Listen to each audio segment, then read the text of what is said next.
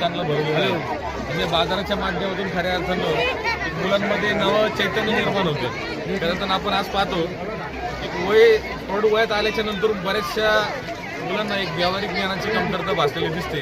आज ही मुलं या ठिकाणी अतिशय चांगल्या प्रकारचा व्यापार या ठिकाणी करत आहे. कोणी आपल्याला घरून बनवून आणलेलं खाद्यपदार्थ असेल, भाजीपाला असेल, इतर वस्तू असतील, एक व्यावहारिक ज्ञानाचं चांगलं माध्यम या ठिकाणी शाळेच्या माध्यमातून या ठिकाणी निर्माण होताना दिसतंय. आणि मुलांमध्ये त्या निमित्तानं उत्साह या ठिकाणी भरपूर मोठ्या प्रमाणात दिसतो. यामध्ये शाळेचे मुख्याध्यापक असतील, इतर सर्व शिक्षक मंडळी असतील, शालेय समितीचे अध्यक्ष असतील, सगळ्यांचं मनापासून या ठिकाणी कौतुक आणि अभिनंदन देखील करतो.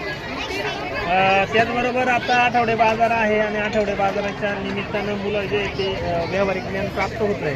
परंतु राजुरी जिल्हा नाही म्हटलं तर वेगळ्या उंचीवरती आहे, त्याबद्दल तुम्हाला काय वाटतं? निश्चितपणे आपलं राजुरी गाव हे आदर्श गाव आहे. आपली शिक्षक देखील अतिशय गुणवंत आहेत. शिक्षकांमुळे विद्यार्थ्यांमध्ये देखील अतिशय चांगल्या प्रकारची ज्ञानामध्ये म्हणा, त्यांच्या वैयक्तिक जीवनामध्ये म्हणा, एक चांगली उंची गाठण्याचं काम शिक्षकांच्या माध्यमातून झालेलं आहे. मी देखील आपल्या राजुरी गावचाच या शाळेतला विद्यार्थी असल्यानं मला देखील शिकवणारे शिक्षक आता या ठिकाणी काही दिसत आहेत. म्हणून एक शिक्षकांमध्ये दर्जा असल्यामुळे विद्यार्थ्यांमध्ये देखील चांगल्या प्रकारचा दर्जा आणि त्या माध्यमातून आपल्या शाळेचं देखील गुणवत्ता वाढावी, इमारत चांगली होईल यासाठी देखील सगळ्यांचे प्रयत्न राहिलेत. आणि भविष्याच्या कालावधीमध्ये जो काही शाळेचे अर्धवट आणि अपूर्ण काम असतील ती देखील मी आमदार शंकर सोनवणे यांच्या माध्यमातून पूर्णत्वाला नेण्याचा माझा मानस आहे.